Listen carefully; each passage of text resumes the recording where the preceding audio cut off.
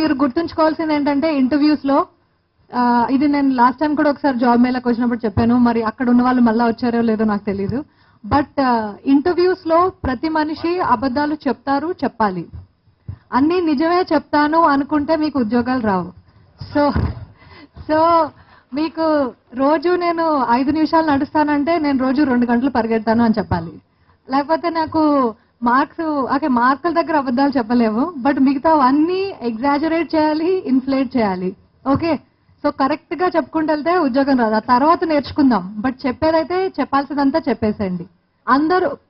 అందరూ గవర్నమెంట్ ఉద్యోగం లేకపోతే వరంగల్లోనే వచ్చి లేకపోతే మన ఇంటి పక్కనే వస్తేనే నేను చేస్తాను అనుకుంటే దేశం ముందుకెళ్ళదు, మనకి పనులు దొరకవు.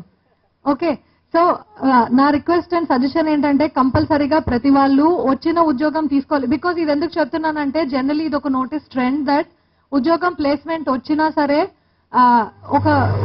చాలా మంది జాయిన్ అయినా సరే 1 నెల 2 నెలలే చేసి మళ్ళా వచ్చేస్తారు. మీలో కూడా చాలా మంది అట్లాంటి వాళ్ళు ఉండుండొచ్చు. సో ఇట్లాంటివి ఏం లేకుండా ఉండేటట్లు కంపల్సరీగా ప్లీజ్ మేక్ షూర్ వచ్చిన ఉద్యోగం జాయిన్ అవ్వాలి, దానికి మన బెస్ట్ ఇవ్వాలి. ఇక మా కలెక్టర్ గారు ఆమ్రపాలి గారు కొంచెం అబద్ధాలు కూడా చెప్పండి అని అన్నారు. అబద్ధాలు చెప్పేటప్పుడు కూడా జాగ్రత్త అవసరం, అబద్ధాలు చెప్పేటప్పుడు కూడా తెలివి అవసరం.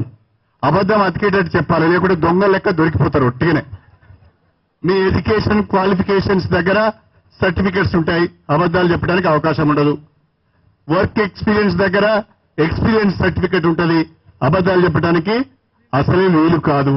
కాబట్టి తొందరపడి వర్క్ ఎక్స్పీరియన్స్ కాడ ఎడ్యుకేషన్ క్వాలిఫికేషన్ కాడ నువ్వు ఒకటి చదివి ఇంకోటి చెప్పి ఒక దగ్గర పనిచేసి ఇంకో దగ్గర చెప్తే అక్కడ ఎవరైనా బోర్డులో మరి సుధీర్ బాబు లాంటి తెలుగుకలుడు ఉంటే నువ్వు నీ ఎక్స్పీరియన్స్ కి సంబంధించి ఒక ప్రశ్న అడిగితే ఆ ప్రశ్నకు నువ్వు సమాధానం చెప్పకపోతే ఆమ్రపాలు చెప్పిన సజెషన్ నీ ఉద్యోగానికే ఏసులు పెట్టే ప్రమాదం ఉంటుంది అని చెప్పి సందర్భంగా తెలియజేస్తున్నా.